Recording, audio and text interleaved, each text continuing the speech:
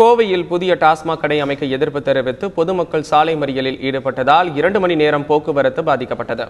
கோவை சித்தாபுதூர் பகுதியில் புதிதாக டாஸ்மாக் கடை அமைக்க முடிவு செய்யப்பட்டுள்ளது. இதற்கு எதிர்ப்பு தெரிவித்து அப்பகுதி மக்கள் சாலை மறியலில் ஈடுபட்டனர்.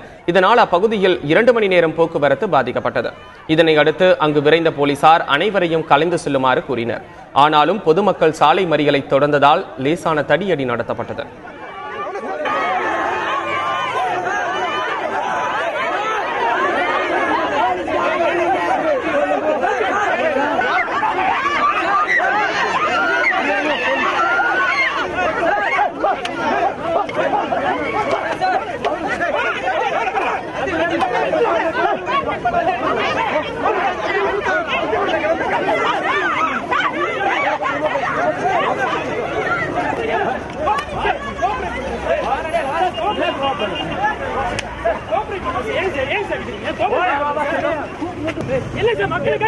மக்களுக்கு டாஸ்மாக் 3 சொல்ல தப்புங்க. சொல்லுங்க சார், நேர்மையா சொல்லுங்க.